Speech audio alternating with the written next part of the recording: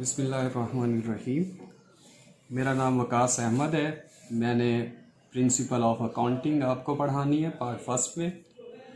मैं कॉमर्स का हेड हूँ।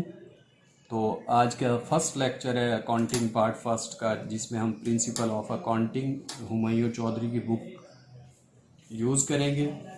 इसमें फर्स्ट जो लेक्चर है वो इसका इंट्रोडक्शन है बुक का, अकाउंटिंग इंट्रोडक्शन। सेकंड चैप्टर है हमारे पास accounting equation. Third chapter nature of account. Fourth chapter journal entries. Fifth chapter ledger and trial balance. Six chapter banking transaction. Seventh chapter हमारे पास बिल ऑफ एक्सचेंज है।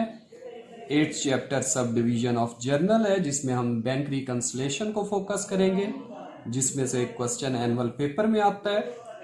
फिर final account है। Final account में से भी एक क्वेश्चन पेपर में मस्ट है और इजी क्वेश्चन होता है। उसका फॉर्मेट आपको आना चाहिए। फॉर्मेट आता है तो ये क्वेश्चन आपका कभी रॉन्ग नहीं हो सकता। नेक्स्ट चैप्टर है capital and revenue expenditure. And then last one chapter हमारा है रेक्टिफिकेशन ऑफ एरर्स। तो स्टूडेंट, इसमें हम प्रिंसिपल ऑफ अकाउंटिंग में बेसिक रूल्स ऑफ अकाउंटिंग सीखेंगे। हम अकाउंटिंग की डेफिनेशन, डेबिट क्रेडिट रूल्स, और इसके अलावा बुक कीपिंग की डेफिनेशन और ऑर्गेनाइजेशन टाइप पढ़ेंगे, और दूसरी डेफिनेशंस जो हैं इम्पॉर्टेंट वो हम देखेंगे। First of all accounting. Accounting जो लफ्ज है वो दो लफ्ज का एक मुरक्कब है। अकाउंटिंग, अक means stands for accounts, that is accounts which prepared by the business, और counting means to count, गिनना। accounting means खातों को गिनना, that is accounting means to count the accounts of the business in terms of money to find out the profits or loss of the business। इसका मतलब ये हुआ कि accounting का मतलब है कि खातों को गिनना। किस शक्ल में गिनना? पैसे की शक्ल में गिनना। क्यों गिनना? ताकि पता चले कि उस कारोबार का जो हम खातों को चेक कर रहे हैं वो प्रॉफिट में चल रहा है या लॉस में चल रहा है।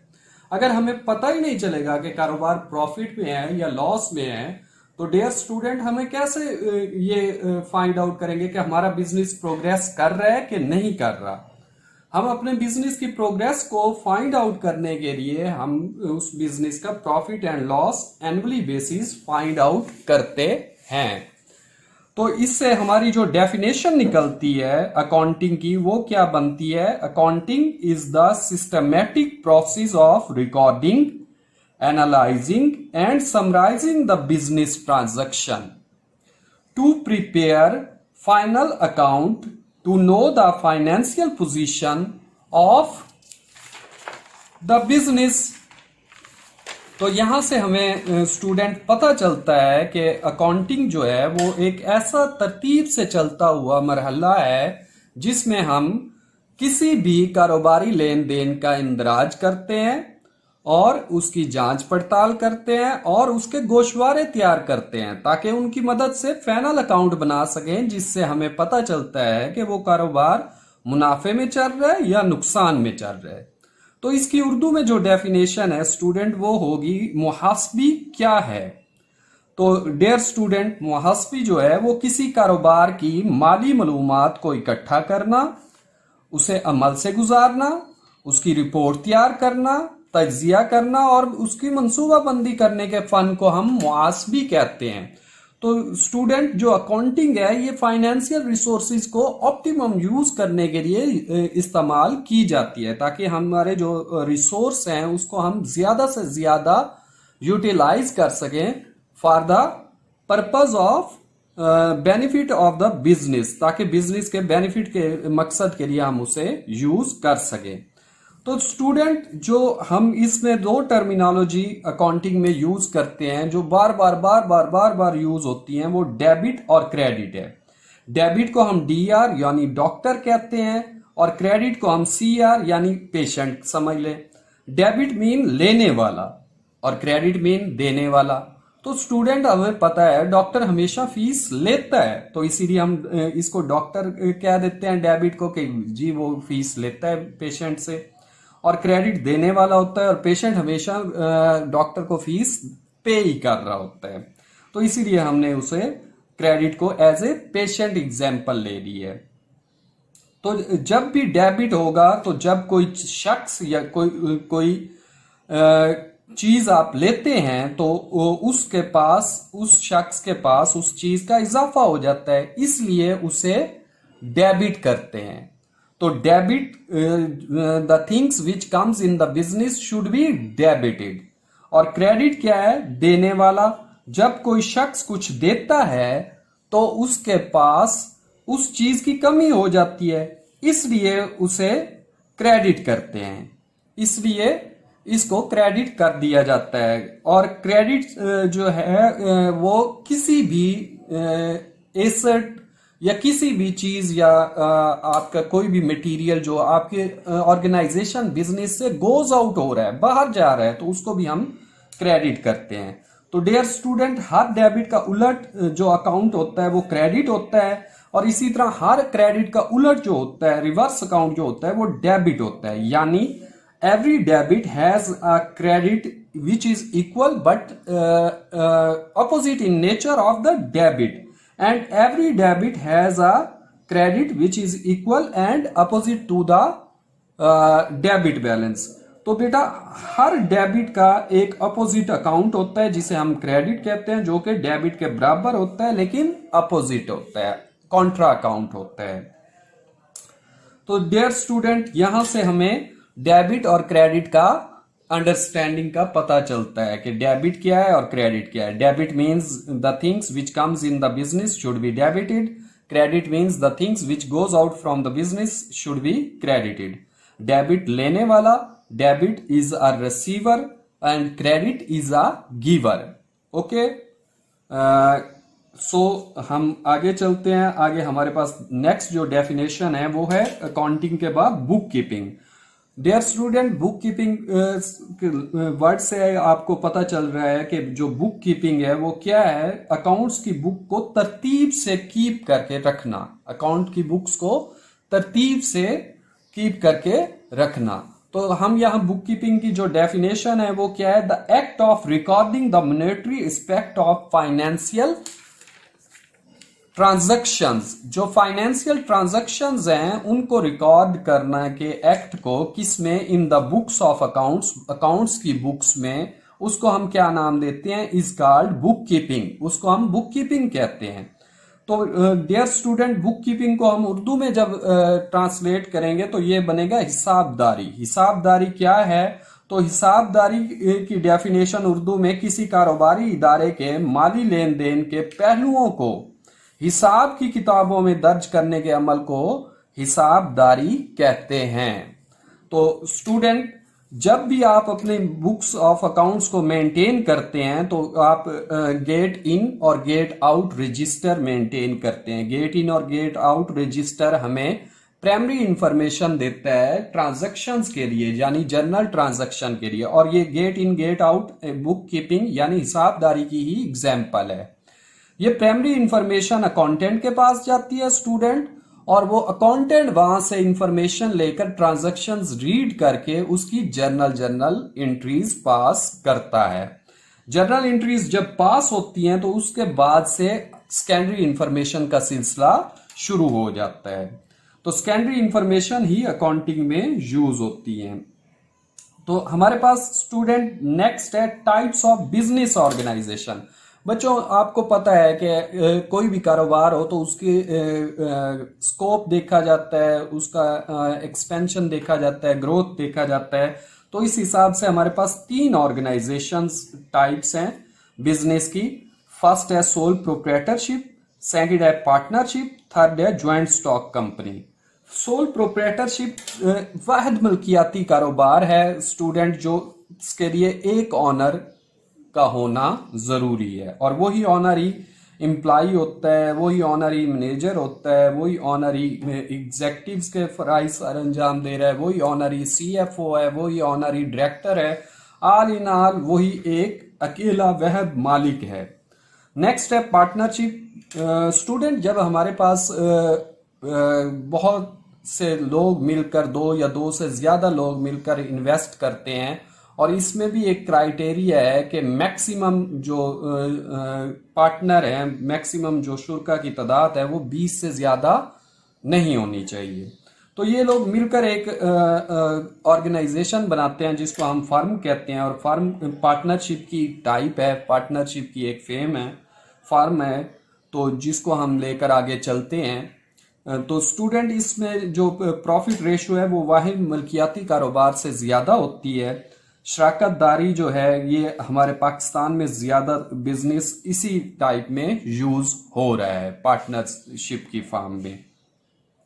तो इसमें दो या दो से ज़्यादा लोग मिलकर सरमायाकारी करते हैं और एग्रीड रेशियो से प्रॉफिट एंड लॉस आपस में डिवाइड कर लेते हैं। तो थर्ड जो टाइप है वो है जॉइंट स्टॉक कंपनी। ये मल्टीनेशनल कंपनीज जो हैं वो इस फॉर्म में लाई करती हैं। हमारे पास लीवर ब्रादर हैं, हमारे पास नेस्ले है, ये हमारे पास जॉनसन है, ये वोल्का फूड है। ये सारी एग्जाम्पल्स किसकी हैं? जॉइंट स्टॉक कंपनी की हैं, यानी मुश्तरका सरमाया की कंपनी के हैं। स्टूडेंट, इन कंपनीज के जो नंबर ऑफ शेयर होल्डर्स होते हैं वो मिलियंस और बिलियंस में होते हैं, लाखों करोड़ों में इनके शेयर होल्डर्स होते हैं, और इनकी सरमायाकारी भी ज्यादा बड़े पैमाने पर होती है, इसलिए ये मल्टीनेशनल कंपनीज भी कहलाती हैं। इनके 1, 2, 3, 4, 5, 100, 150 मुल्कों में बिजनेसेस होते हैं, जैसे नेस्ले है, कोका कोला है, पेप्सी है, हमारे पास ये जॉनसन्स हैं, लीवर ब्रादर्स हैं। इनकी एग्जाम्पल ज्वाइंट स्टॉक कंपनी के अंडर आती हैं। अब स्टूडेंट, ज्वाइंट स्टॉक कंपनी इतना बड़ा बिजनेस कर रही है कि एक कोक का जो बिजनेस है वो 57 इस्लामिक कंट्री की जीडीपी के बराबर है। यानी एक मल्टीनेशनल कंपनी 57 इस्लामिक कंट्रीज की जीडीपी जितना कमा रही है। तो यहां से आप देखें कि बिजनेस जो है वो कितना इंपॉर्टेंट है हमारे लिए। नेक्स्ट जो हमारे पास है वो है अकाउंटिंग साइकिल है। स्टूडेंट, अकाउंटिंग साइकिल जो है ये अकाउंटिंग स्टेप्स हैं। ये 6 स्टेप्स अगर आपको अंडरस्टैंडिंग हो जाती है तो हाफ ऑफ द सिलेबस आप कवर कर लेते हैं। यानी आपका journal entries, ledger, trial balance, profit and loss account और बैलेंस शीट तक आपका हाफ से ज्यादा सिलेबस कवर हो जाता है। इसमें से आपके एनुअल पेपर में 2 to 3 लॉन्ग क्वेश्चंस आते हैं, यानी 40 to 60 मार्क्स के क्वेश्चंस आते हैं लॉन्ग, और उसके अलावा स्टूडेंट आपके जो शॉर्ट क्वेश्चन का फर्स्ट पार्ट है यानी पार्ट 1 है वो इन्हीं चैप्टर में से होता है, यानी इंट्रोडक्शन, अकाउंटिंग इक्वेशन, और उसके बाद nature of account, journal entries, ledger and trial balance. यहाँ तक आपका फर्स्ट जो शॉर्ट क्वेश्चन का पोर्शन है वो कंप्लीट हो जाता है। 8 शॉर्ट क्वेश्चन आपको गिवन होते हैं जिसमें से आपने एनी 5 अटेम्प्ट करने होते हैं, और ये बिल्कुल इजी होते हैं। टू द पॉइंट आपने आंसर करना है और just 1 example, practical example coat करनी है ताकि चेकर को पता चले कि आपको अंडरस्टैंडिंग है बेसिक कंसेप्ट्स की। तो स्टूडेंट, ये जो अकाउंटिंग साइकिल है ये स्टार्ट होता है ट्रांजैक्शन से। Transactions is any dealing between 2 person in which one person sell out a thing and other person purchase out that thing। यानी दो अशखास के दरमियान लेन देन को, तिजारती लेन देन को हम ट्रांजैक्शन बोलते हैं, जिसमें एक शख्स कोई चीज बेच रहा होता है और दूसरा शख्स वही चीज खरीद रहा होता है, यानी एक अशिया दे रहा होता है और दूसरा उसके इवज पैसा दे रहा होता है। तो ट्रांजैक्शंस जब होती हैं तो उसके बाद नेक्स्ट जो स्टेप है वो है जर्नल एंट्रीज। उस ट्रांजैक्शंस में, हर ट्रांजैक्शन में कोई से 2 एस्पेक्ट होते हैं, एक डेबिट एक क्रेडिट, कम से कम 2 एस्पेक्ट होते हैं। इससे ज्यादा भी हो सकते हैं, मे बी 1 डेबिट हो और 2 क्रेडिट हो, मे बी 2 डेबिट हो और 1 क्रेडिट हो, तो ये भी हो सकता है, जिसको हम कंपाउंड एंट्री कहते हैं। सिंपल एंट्री में कम से कम 2 एस्पेक्ट होते हैं, एक डेबिट और एक क्रेडिट। जो कंपाउंड एंट्री है यानी मुरक्कब एंट्री है उसमें कम से कम 2 डेबिट और कम से कम 2 क्रेडिट होते हैं, यानी 2 या 2 से ज्यादा डेबिट होंगे, 2 या 2 से ज्यादा क्रेडिट हो सकते हैं। तो नेक्स्ट जो है वो जर्नल एंट्रीज है। जर्नल एंट्रीज में हम देखते हैं कि क्या चीज इन हुई है कारोबार में और क्या आउट हुआ है। एसेट्स बढ़े हैं, लायबिलिटीज बढ़ी हैं, कैपिटल बढ़ा है, या हमारे एक्सपेंस बढ़े हैं, इनकम बढ़े हैं, या इसका उलट हुआ है। तो अगर एसेट्स बढ़ेंगे तो डेबिट होंगे, इसी तरह एक्सपेंस भी बढ़ेंगे तो डेबिट होंगे, इसी तरह ड्रैंक्स भी बढ़ेंगी तो डेबिट होंगी। इन तीनों की नेचर स्टूडेंट एक ही है, ये तीनों इंक्रीज पर डेबिट होते हैं। तो इन तीनों की एसेट्स, एक्सपेंस और ड्रैंक्स की जो नेचर ऑफ अकाउंट है वो डेबिट है, यानी इनकी फेवरेबल नेचर जो है वो डेबिट नेचर है। तो स्टूडेंट नेक्स्ट जो है आपके ऑनर इक्विटी है, लायबिलिटीज हैं और इनकम्स हैं। अगर वो बढ़ती हैं, ऑनर इक्विटी बढ़ती है, इनकम्स बढ़ती हैं, लायबिलिटीज बढ़ती हैं, तो उनकी नेचर क्या है, क्रेडिट होते हैं वो। क्यों? जब भी ऑनर इक्विटी में इजाफा होगा तो वो आपके कैपिटल को इंक्रीज कर देगा। कैपिटल आपकी इक्विटी है, कैपिटल जब भी बढ़ता है तो वो क्रेडिट होता है, यानी आपके जो बिजनेस है वो इतना लॉयल है, इतना वो नेस्ट है कि वो आपका पैसा भी डेथ से पहले पहले रिटर्न करता है। और आउटसाइडर लायबिलिटीज जो हैं वो भी जैसे जैसे बढ़ती हैं वो रिटर्न करता है। इसीलिए जब भी लायबिलिटीज इंक्रीज होती हैं, कैपिटल इंक्रीज होता है, ऑनर इक्विटी इंक्रीज होती है, इनकम्स इंक्रीज होती हैं, तो वो क्या नेचर रखती है, वो क्रेडिट नेचर रखती है, क्योंकि वो एक लायबिलिटी है बिजनेस पर जो उसने रिटर्न करनी है स्टेक होल्डर्स को, जो भी हैं, चाहे वो आउटसाइडर स्टेक होल्डर्स हैं बिजनेस के, चाहे वो इनसाइडर स्टेक होल्डर है बिजनेस का, यानी ऑनर है। इसके बाद नेक्स्ट स्टेप है लेजर्स। लेजर्स को हम बही खाता भी बोलते हैं। ये वही खाते हैं स्टूडेंट जो शॉप्स पर, किराना स्टोर्स पर हम अपने खाते ओपन करा लेते हैं और कहते हैं जी हम परचेजिंग करते रहेंगे और पेमेंट हम at the end of the month देंगे। तो इसी तरह बिजनेस में भी एक्रूअल बेसिस पर सिस्टम यूज होता है, उधार पर यूज होता है। तो खाते बनते रहते हैं, ट्रांजैक्शनें होती रहती हैं और at the end of the period payments clear कर दी जाती हैं। लेजर्स हैं। लेजर्स के बाद नेक्स्ट जो स्टेप है वो ट्रायल बैलेंस है। लेजर्स का जो बैलेंस है वो शिफ्ट हो जाता है ट्रायल बैलेंस में। ट्रायल बैलेंस में हम अकाउंट्स की नेचर को देखते हैं और उनकी नेचर के मुताबिक ही उन्हें ट्रीट करते हैं। स्टूडेंट्स एसेट्स हैं तो उनकी नेचर डेबिट होगी, स्टूडेंट्स लायबिलिटीज हैं तो उनकी नेचर क्रेडिट होगी, स्टूडेंट्स अगर एक्सपेंस हैं तो उनकी नेचर डेबिट होगी, स्टूडेंट्स अगर इनकम्स हैं तो उनकी नेचर क्रेडिट होगी। जस्ट इसी तरह से स्टूडेंट्स अगर आपका कैपिटल है तो उसकी नेचर भी क्रेडिट ही होगी। ड्रैंक्स हैं तो उसकी नेचर डेबिट होगी। अकॉर्डिंग टू नेचर हम उन अकाउंट्स को ट्रायल बैलेंस में सीरियल नंबर के साथ पुट करते जाएंगे और उनका बैलेंसेस जो लेजर से शिफ्ट हो रहा होगा ट्रायल बैलेंस में, अकॉर्डिंग टू उनकी नेचर के मुताबिक उनके कॉलम्स में हम पुट करते जाएंगे। जब हम स्टूडेंट्स ट्रायल बैलेंस बना लेंगे, ट्रायल बैलेंस हमें हेल्प करता है फाइनल अकाउंट बनाने में। जब फाइनल अकाउंट की तरफ हम जाते हैं तो फाइनल अकाउंट में 2 चीजें बनाई जाती हैं। एक फर्स्ट जो है trading profit and loss account है, सेकंड जो है बैलेंस शीट है। फर्स्ट का जो रिलेशन है वो नॉमिनल अकाउंट से है, यानी trading profit and loss account में ओनली इनकम्स और only expense, direct incomes, direct expense, indirect incomes और इनडायरेक्ट एक्सपेंस लिए जाते हैं। ट्रेडिंग अकाउंट में डायरेक्ट इनकम्स और डायरेक्ट एक्सपेंस है, प्रॉफिट एंड लॉस अकाउंट में इनडायरेक्ट इनकम्स और इनडायरेक्ट अकाउंट्स लिए जाते हैं। तो स्टूडेंट जो ट्रेडिंग अकाउंट है उसमें हम ओपनिंग स्टॉक लेंगे डेबिट साइड पर, और उसके बाद परचेजेस लेंगे, परचेज रिटर्न उसमें से लेस कर देंगे। उसके बाद जितने भी डायरेक्ट एक्सपेंस है, वेजीज हैं, कैरिजिन है, ऑक्ट्री चार्जेस है, क्लियरिंग चार्जेस हैं, आपके लोडिंग अनलोडिंग है, आपके एक्साइज कस्टम ड्यूटीज हैं, आपके ये जितने भी डक्ट चार्जेस हैं, इन सब को हम कहां ले जाएंगे, डायरेक्ट एक्सपेंसेस में ले जाएंगे। अब ये डेबिट साइड हो जाएगी। क्रेडिट साइड पर हम सेल्स लेंगे, सेल्स में से सेल्स रिटर्न लेस करेंगे और क्लोजिंग स्टॉक लेंगे। अगर स्टूडेंट आपकी क्रेडिट साइड बड़ी आ रही है ट्रेडिंग अकाउंट की और डेबिट साइड कम आ रही है तो आपका ग्रॉस प्रॉफिट है, क्यों, आपकी डायरेक्ट इनकम ज्यादा है और डायरेक्ट एक्सपेंस आपके कम है। अगर इसका रिवर्स है, यानी आपके डायरेक्ट एक्सपेंस ज्यादा है और डायरेक्ट इनकम कम आ रही है, तो आपका ग्रॉस लॉस निकलेगा।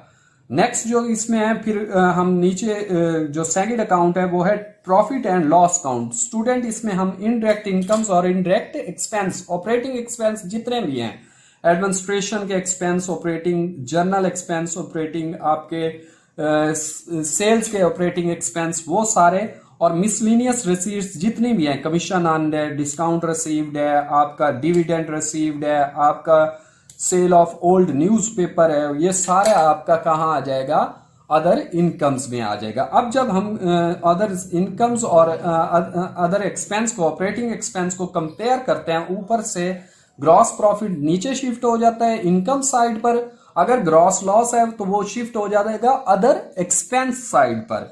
तो स्टूडेंट इसकी जो मजीद डिटेल है वो मैं आने वाले लेक्चर्स में आपको एक्सप्लेन करूंगा, क्योंकि अभी ये सिर्फ इंट्रो का लेक्चर है तो इसीलिए हम इसको इतना ही रखते हैं। नेक्स्ट है बैलेंस शीट। स्टूडेंट इसमें कैपिटल आइटम्स लिए जाते हैं, यानी एसेट्स, लायबिलिटीज और कैपिटल, ऑनर का कैपिटल जो है वो यहां शिफ्ट होता है।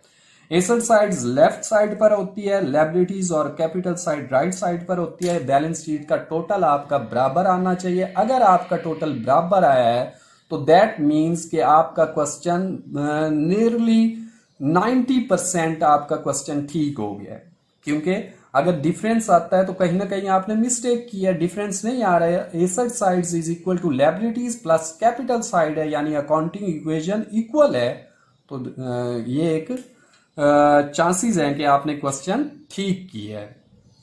तो डियर स्टूडेंट, ये था आपका फर्स्ट लेक्चर जो कि इंट्रोडक्शन ऑफ अकाउंटिंग था। इसमें मैंने अकाउंटिंग साइकिल तक आपको कुछ चीज़ें एक्सप्लेन की हैं, और जिस स्टूडेंट को यहाँ तक क्लियर हो जाता है तो वो हाफ ऑफ द सिलेबस, यानी जर्नल एंट्रीज, अकाउंटिंग इक्वेशन और फाइनल अकाउंट समझकर 3 लॉन्ग क्वेश्चन वो सॉल्व कर सकता है पेपर में। Thank you. इंशाल्लाह नेक्स्ट लेक्चर में मिलते हैं।